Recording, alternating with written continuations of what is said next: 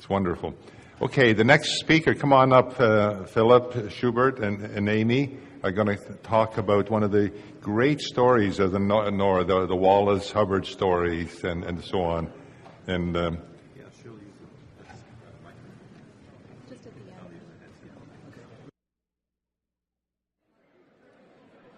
Is that better? Yeah, great. Well, thank you very much.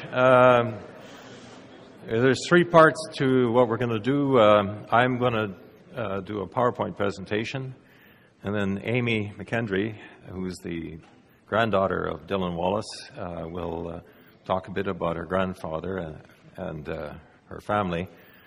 And then I'm going to introduce a couple of people that are here. We'll put the lights up for that at the end. Just a couple of people who contributed in different ways to this biography and are here today. So basically, in the 19th century, Labrador was one of the blank spaces on the map of the world. Mostly the people were focusing on the blank spaces in Africa, but these three fellows set off in 1903 to investigate this blank space to the north of them. Leonidas Hubbard was a writer for an outdoors magazine in New York City. Dillon Wallace was a friend of his. George Elson, a voyageur, which they located in Hudson Bay area, and joined them. This is the blank spot. The idea was to go from the Hudson Bay post at Northwest River to the Hudson Bay post at Ungava Bay, about 1,000 kilometers. They knew about a lake here called Michikamau, and they knew there was a George River here, and there was something called Northwest River, which nobody said you could miss. So they started at Northwest River here, and they were told by the locals they actually wanted to get somebody to guide them for the first stretch, but no one was available. They said, you can't miss it. The river you want to take is right at the end of Grand Lake, and there's a little bit of confusion as to whether it was an Escapia or Northwest River. And this was a map by Albert Peter Lowe of Geological Survey of Canada, who had drawn this part of it based on just what he was told. He'd actually explored this area. So anyway, so the plan was to head there to Michikamau and then find the headwaters of the George River and head north down the George River, which actually had been traversed already by an employee of the Hudson Bay Company in the mid-1800s, all the way to Ungava Bay. Anyway, as we all know, it turned into a tragedy, and it resulted in a bestseller called The Lure of the Labrador Wild, written by Amy's grandfather, Dillon Wallace, who survived. Leonidas didn't. And the saga that unfolded from that point in time resulted in at least all of those books, one by Dillon Wallace, based on a trip in 1905, a book by Mina Hubbard, who we'll say more about in a minute, modern era books, probably the seminal book that put all these pieces together is Great Heart by two great writers. This is a biography on Mina Hubbard. This is an attempt to redo a portion of the trip by heading straight up to Escapia. They had to turn around. And these are books on sort of fictional recountings to some extent of different parts of the trip. Anyway, who was Dillon Wallace? Anyway, his parents passed away just about the time that their farm was lost to the bank. He was born just at the time of the Civil War, Dillon Wallace. Anyway, as an impoverished teenager with loss of the farm, he ended up being employed at a grist mill as a laborer. And logically, he should have married a local girl in that part of the U.S. And 150 years later, we shouldn't even know he ever existed. But the fact is that no one person, and I've made some big efforts myself, along with many others, no one person has been equal to the challenge of retracing the thousands of miles that this a grist mill worker, ended up by traveling in Labrador and northern Quebec. And so how on earth, and this is a question I started asking myself a decade ago, an unimpressive-looking person like Dillon ever accomplished feats like that? And so, I rest my case. That's him in 1903. That's him in 1905, and that's him in 1913. 3 different trips. I made an attempt actually to re-hike that portion of the trip. I found it was beyond my abilities. So anyway, what happened to Dillon? Well, he went from grist mill laborer to self-trained telegraph operator to stenographer, and he finally, through night school, ended up as a lawyer in New York City. And then went on from there to write one of the most outstanding books ever written on the North.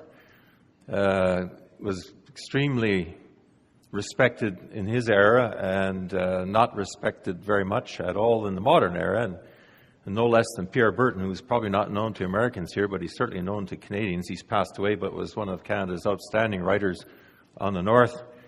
Said that a book the quality of The Allure of the Labrador Wild could only have been written by a ghostwriter, because Wallace wasn't a writer when he set out to write this book. But he ignored, I think, or never knew that Wallace had gone on to publish 27 books in his lifetime after he discovered he could write. Anyway, when Northwest River, which is where this saga started, it's now a village to the east of Goose Bay. It celebrated its centennial in 2005. And actually, I was invited to it because I had already made a nuisance of myself by doing quite a lot of canoeing in Labrador, so I got invited. And I wondered why it was called the Mina Hubbard Centennial as opposed to the Hubbard Wallace Centennial. But anyway, it was clear that it was long overdue that a biography be done on Dillon Wallace. Anyway, I was able to convince the organizers when I got invited to finally not forget Wallace, and through this I got to know his descendants.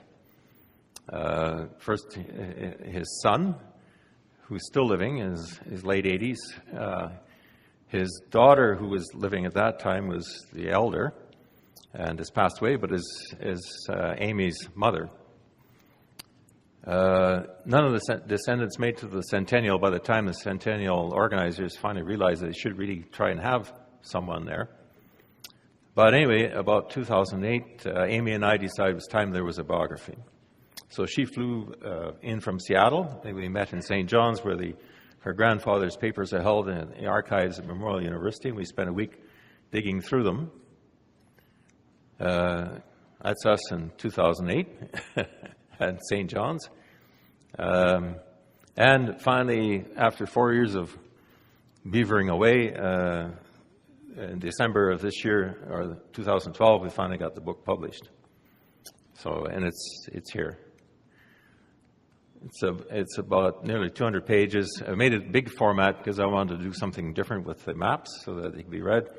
It was produced in collaboration with Friesen Press, who did the copy edit, the editorial review, and Smashwords and Amazon.com. There's a e-reader version. I'm also working with CreateSpace, but the book has been published through a different a company for the moment. 108 color pictures. This was a bit of a challenge because publishers don't seem to like books with lots of color pictures because they're expensive to prepare. 19 maps in color and 31 detailed topographical maps, because being a paddler, at least I'm a fanatic about topographical maps. And I got it reviewed by a bunch of writers that have written books on the North. Gerard Kenny, actually, he had to be nice to me about it because he was the one who actually lent me his copy of The Allure of the Labrador Wild in 1998 and canoed with me my first trip in Labrador as we started to explore some parts of the thing. I was a little more afraid in the case of Dr. Roberta Buchanan as a professor of English literature at Memorial University and a co-author of the biography on Mina Hubbard, but she seemed to think it was okay as well, to my immense relief. Anyway, the biography basically covers the life of Dillon Wallace, the different stages, is quite obviously, it focuses quite a bit on his adventures in the north, but also on some of the other quite amazing things that he achieved during the course of his lifetime. I mentioned maps, and so this is sort of typical of the maps that are in it. I always felt that if there was a map, it was always nice to have some idea what was actually there. And so this is where poor Leonidas died, and this is a memorial that Dillon's son and a friend of his put in the 1970s. They actually located the rock in question and put a memorial there. So basically, it tells a story through my own retracing. I spent a decade retracing at least pretty well all of the summer portion of the trips. There was a trip in 1903, obviously the one that ended in a tragedy. In 1905, Mina Hubbard and Dillon Wallace each did their own trips. Quite a story. As I think most people know about that, some of that adventure. Amazing trips in both cases. This is Windbound Lake as it was then. This was the attempt to, after at the end of before they turned around in 1903. Whoops. Let's see if I can get that back up. Yeah. Anyway, this is where they got to. This was the actual route that, if they would have found an escapee, that they possibly could have come down. This is the route taken by Mina Hubbard and her team in 1905. This was Goose Creek, where they headed down to the Beaver River in the trip in 1903, which I only retraced this past summer. This is a picture that you've probably seen in different forms in the past. That's Hope Lake from the 1903 trip, taken by either Dillon or Leonidas, and this is the same picture taken by myself and a colleague of mine who I'm going to introduce at the end of this presentation. This is the section on writing of the book, and I don't know if I can read it or not, but basically it was Mina Hubbard who basically asked Dillon to write up the story of the trip from 1903, and so he drafted it pretty fast. He basically did it from the two trip journals, his and Leonidas, and about the time that Mina said that she didn't like it at all and it must be completely redone, a publisher got hold of it, and it was actually sold out even before it hit the stores.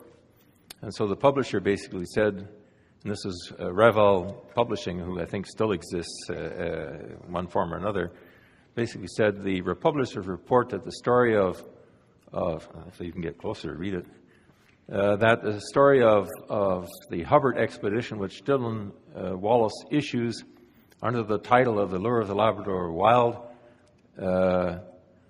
which appeared on the 16th, sold out in the full extent in the first edition, almost the week before the book appeared. Another edition is at present necessary. Such things as this occasionally happen with novels, but this is almost unheard of in a book of this type. So it suggested that something must have been done pretty well in the case of the writing of that book. Amy and I had a chance to look into the drafts, actually, of the book, which we found in the archives, handwritten in Wallace's hand. There was edits because Wallace had secured the help of a writer friend of Leonidas to help him with it, and so there were some edits in there. But it was very clear that the book was written by Wallace, and then obviously the books that occurred after that. Anyway, so just jumping through the biography, and I don't want to go on too far here. I want to give time for the rest of it.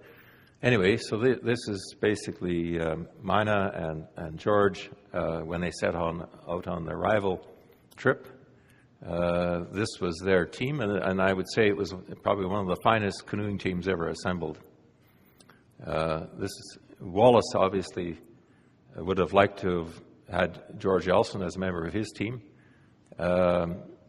He certainly realized what a good team she had after the fact, because when he did his trip in 1913, he wanted to hire Job Chappies, who I think was the strongest member of their team. Finally, he did manage to hire Gilbert Blake, who by the time 1913 came along was a very accomplished voyageur. So this was his team, mostly friends that he'd made in Labrador or university students. And this was Easton, who was a forester. This was Richards, who was a geographer, geologist.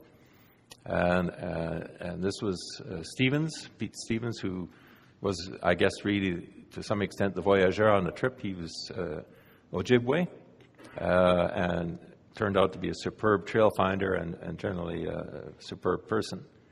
And this was a local who helped them find the first part of the route.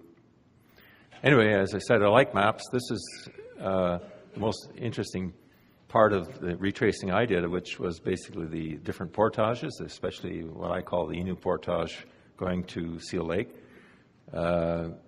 This is a typical portage route. You can animals make paths. Animals keep these portage routes operative because they're no one is really using them anymore since the Innu are no longer the interior. But you can always tell when it's a portage made by humans because it goes in a straight line as opposed to wiggling around. So, but otherwise, they look quite similar. This is part of the same Innu portage. This is going down in the Scapi. That's in Mina's book. She talks about the hole in the wall. That's the hole in the wall. That's in the Scapi. This is when finally Wallace sent his team back, and he and Easton continued north. I only discovered 15 minutes ago that the trip I did in 2008, where I started from the Osaki-Manu Reservoir, is in fact the route followed by Charlie and Ryan. And so the put-in, I think, must have been the same place along the highway. And so I have my friend here, Robert Irwin, who I'll introduce shortly. He dropped me off there in 2008 and wished me lots of luck, and off I paddled. And anyway, I did make it to Ungava Bay as well. But it certainly took me back seeing the fantastic pictures that you guys have. And I'm glad you called it Lake Michigamme, even if it's a Smallwood Reservoir today. This is a hill.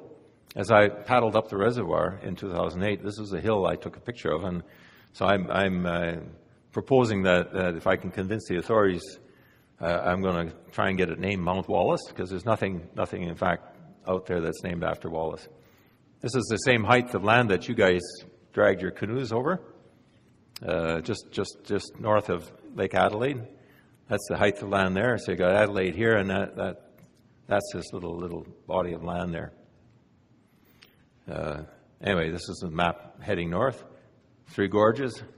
This is where they came to grief in 1905, where they almost lost their lives, Wallace and Easton. This is a bit of detective work that I did to try to figure out actually where was it that, in fact, this accident happened. And I think I argue the case as to why I think I found the right spot in the book. I went and ran the rapid that did them in, and I think I discovered why it did them in, because there's an absolutely vicious eddy there that drives you into the wall, and I went backwards through this standing wave, but because I had a spray deck on my canoe, I wasn't overturned. Anyway, this is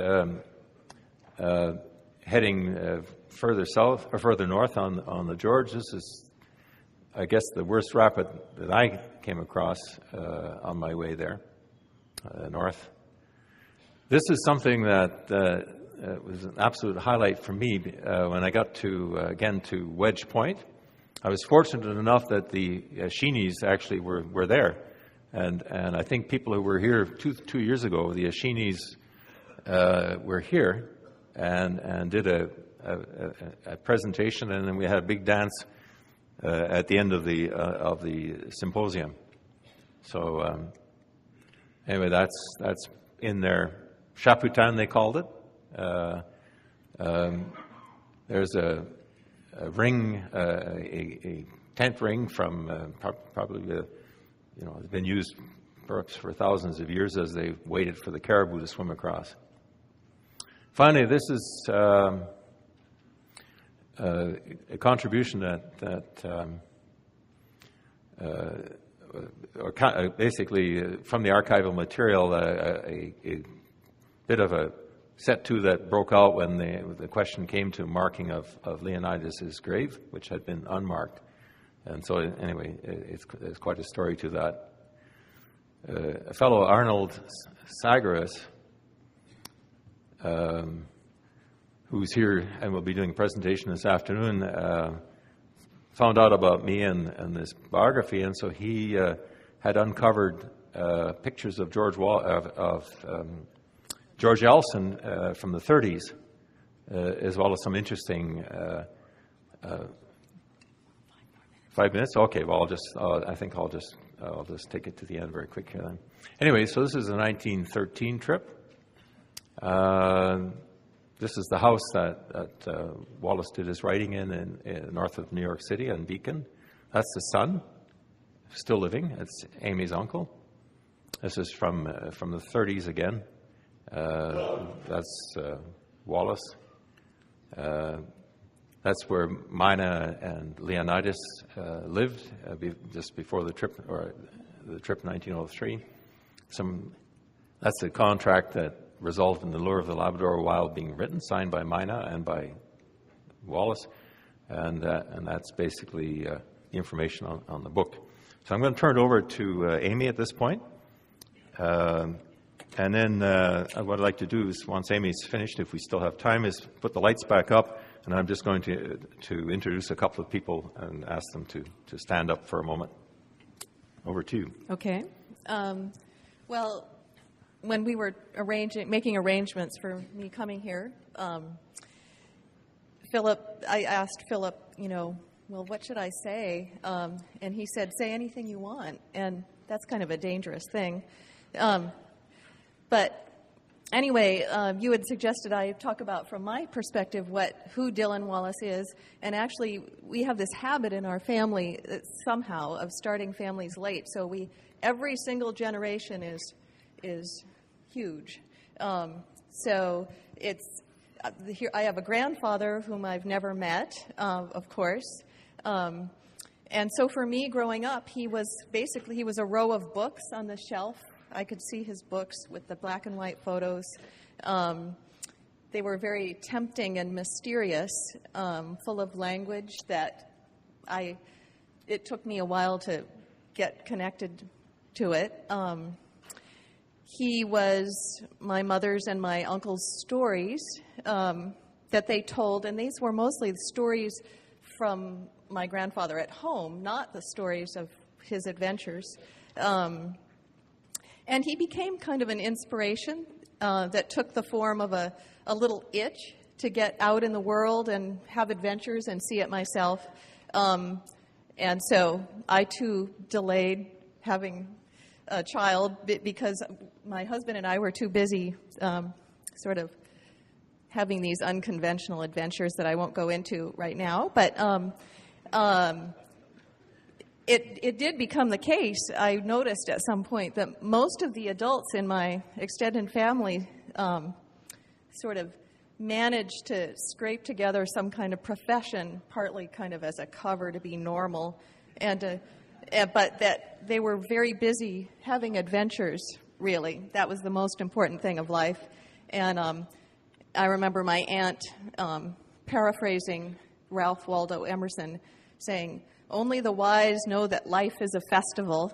I just want to echo what was said in one of the presentations last night, that it's really nice to slow down and experience the world at 3 kilometers per hour, or whatever speed you choose. 2 miles an hour. 2 miles an hour.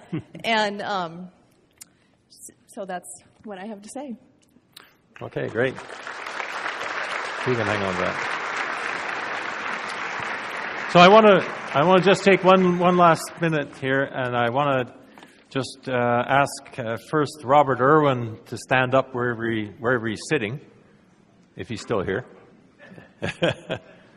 Robert, are you here? Oh yeah.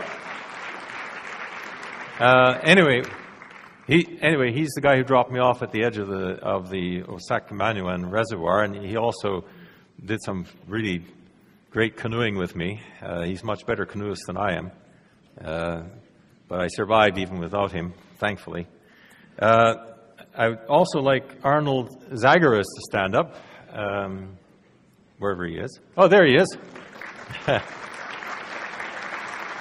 Arnold gave me some these photographs of George Elson from the 1930s, and there's a highly controversial thing that he found. He found it actually a used copy of The Lure of the Labrador Wild, and so anyway, there's quite a controversial thing that none of the rest of us believe can be the truth. But anyway, if anybody reads the book, you'll see what it is, and you can judge for yourself. I don't know if Charles Burrows is here. Yes, he is. Okay, great.